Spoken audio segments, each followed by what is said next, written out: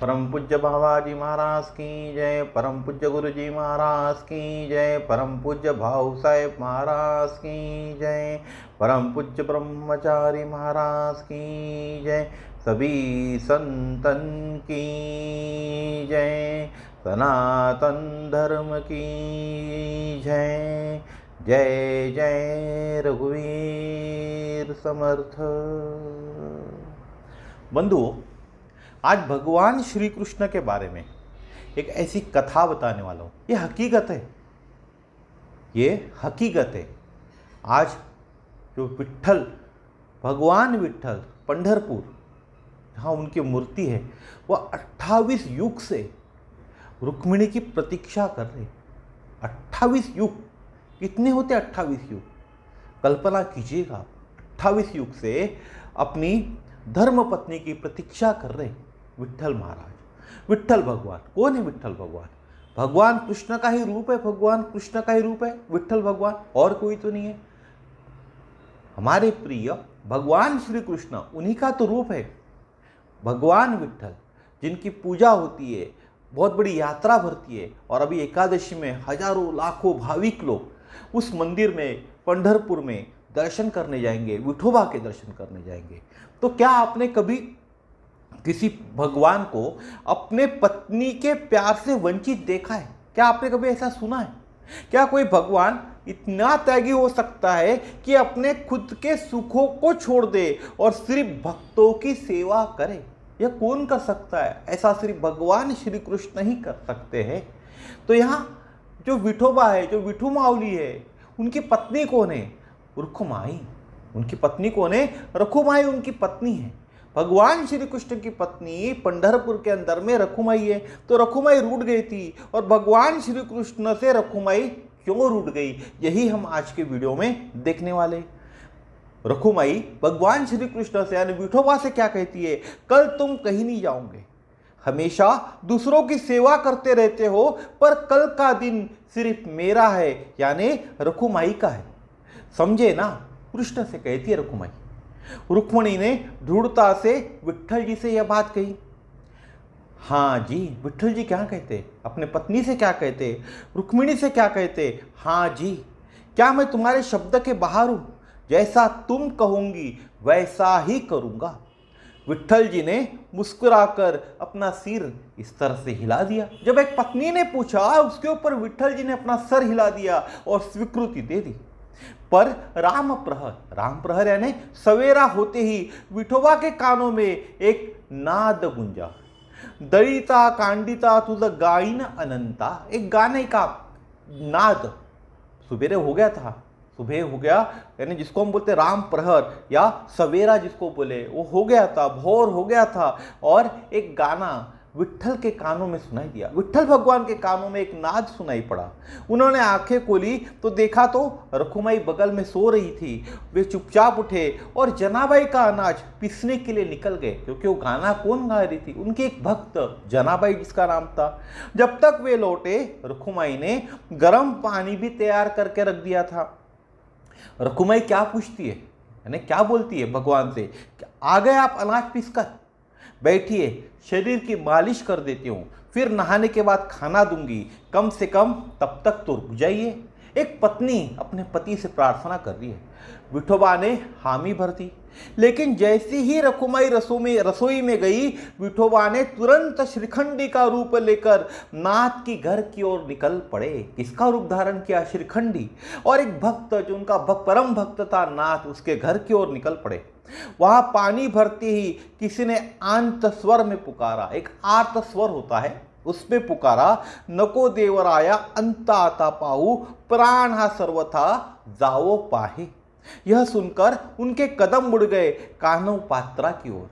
एक फिर से भजन, फिर से गीत उनके कानों पे सुनाई दिया। यह सुनकर भगवान विष्णु के, भगवान विठोबा के कदम कहाँ मुड़ गए? एक कान्होपात्रा नाम का उनका भक्त था, उसकी ओर मुड़ गए। वे कान्होपात्रा के पास पहुंचे और उसे ढाढ़स बंधाया, और फिर जैसे तैसे डरते हुए घर लौटे, क्योंकि घर में रखुबाई जो रखुमाई थी वो राह देख रही थी, उनकी पत्नी रखुमाई राह देख रही थी, उनकी पत्नी रुक्मिणी राह देख रही थी। रुक्मिणी या रखुमाई जिसको हम बोले थाली पीठ और लोणी यानी मक्खन लेकर खड़ी थी। अब तो शांतिपूर्वक खाऊंगे या फिर कहीं और जाने की जल्दी है, एक पत्नी अपने पति से पूछती है। भगवान से पूछती है उनकी पत्नी, मैं कहाँ जाऊंगा। भगवान क्या कहते, मैं कहाँ जाऊंगा तुम्हें छोड़कर, वैसे थाली पीठ तो बहुत शानदार बना है ना। पत्नी कहती है भगवान से, भगवान की पत्नी यानी भगवान की पत्नी भगवान से कहते है ना, तो अब दोपहर में क्या खाओगे बता दो।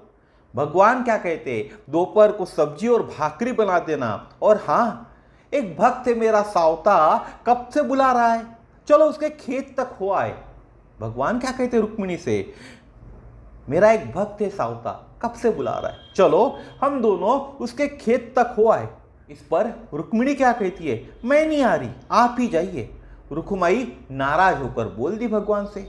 विठोबा आज्ञा लेकर निकल पड़े। विठू माऊली विठोबा भगवान आज्ञा लेकर चल पड़े, अपनी पत्नी की आज्ञा लेकर चल पड़े। कांदा मुड़ा भाजी अवधि विठाई माझी, यह गीत उनके कानों पे सुनाई दिया। सावता के खेत से ताजी सब्जी रखुमाई का गुस्सा कम करने के लिए विठोबा ले ही रहे थे, तभी एक बच्चे की रोने की आवाज उनको सुनाई दी। देखा तो गोरा कुंभार नामक एक उनका भक्त था, जो केशव का ध्यान करके अंतरी मृत्यु के माझरी नाचत से, एक गाना बोल रहा था, अंतरी मृत्यु के माझारी नाचत से। ऐसा बोलकर गाते हुए उनका जो बच्चा था गोरा कुंभार का, उसके ऊपर ही उस बच्चे को ही मिट्टी के साथ गूंद रहा था, क्योंकि वो तो कुम्हार था, एक गाना बोल रहा था केशव का, और उसको ध्यान नहीं था। उस गाना बोलते बोलते जो मिट्टी गूंद रहा था उसी के अंदर उस बच्चे को भी गूंद रहा था। विठोबा जी ने बच्चे को बचाया। यह देखकर विठू माऊली ने, श्री कृष्ण ने उस बच्चे को तो बचाया और गोरे कुंभार को सौंप दिया। लेकिन इस गड़बड़ में सब्जी जो रखुमाई के लिए ली थी उस खेत से, वह वहीं छूट गई। अच्छा, वो जो सब्जी थी ना, वो विठोबा ने रखुमाई की नाराजी दूर करने के लिए ली थी, लेकिन घाई गड़बड़ी में वहीं छूट गई। मिट्टी से सने वस्त्रों में कान्हा, हमारे विठोबा हमारे कृष्ण कहाँ पहुंचे, पंढरपुर लौटे। पर रखुमाई ने आज झगड़ा न करने का निश्चय किया था। कपड़े बदल लीजिए, रखुमाई क्या कहती है विठोबा से, कपड़े बदल लीजिए, मैं तब तक गरम भाकरी बना देती हूँ। भाकरियाँ तो बन गई, पर विठोबा के गले से एक निवाला भी नीचे नहीं जा रहा था। भाकरी तो गरम गरम बन गई थी, रखुमाई ने बना दी थी, लेकिन विठोबा उसको खा नहीं पा रहे थे। भगवान विष्णु, भगवान विठोबा, विठू माऊली उस भाकरी को खा नहीं पा रहे थे। उनके आंखों के सामने बस नामदेव नामक और एक भक्त उनका दिख रहा था, और उसका नैवेद्य दिख रहा था। नामदेव के एक हाथ में घी की कटोरी और दूसरे हाथ में नैवेद्य लिए दिख रहा था। भगवान कृष्ण को, भगवान विठू माऊली को कैसा दिख रहा था नामदेव, एक हाथ में घी की कटोरी और एक हाथ में, दूसरे हाथ में नैवेद्य लिए दिख रहा था। विठोबा जानते थे कि जब तक वे जाएंगे नहीं तब तक नामदेव एक निवाला भी नहीं खाएंगा।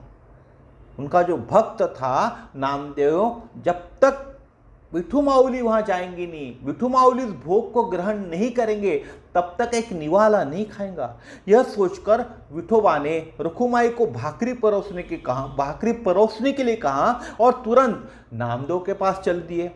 नामदेव से नैवेद्य लेकर जैसे ही लौटे, तभी उन्हें देहू में वृक्षवल्लिया मा सोयरी गाते हुए तुकाराम नामक और एक भक्त मिल गए। विठोबा ने उनके सिर पर छाव की और किसी तरह घर लौटे। अब घर लौटने के बाद रखुमाई क्या बोलती उनको, थक गए होंगे ना, थोड़ा आराम कर लीजिए। रखुमाई ने प्यार से श्री कृष्ण से कहा, विठोबा से कहा, विठू माऊली से कहा। विठोबा ने कृतज्ञता से देखा और थोड़ी विश्रांति कर ली। शाम को उठे और बोले, चलो दोनों आज साथ में एक सारी पाट नाम कर एक खेल होता है ना, जैसा हम लूडो खेलते हैं ना, वैसा खेल होता है, वह खेलते हैं। देख लीजिए, रखुमाई क्या बोलती है विठोबा से, देख लीजिए अगर खेलते खेलते किसी और भक्त की याद आ गई तो मैं सच में छोड़कर चली जाऊंगी, अब मैं नहीं रुकूंगी।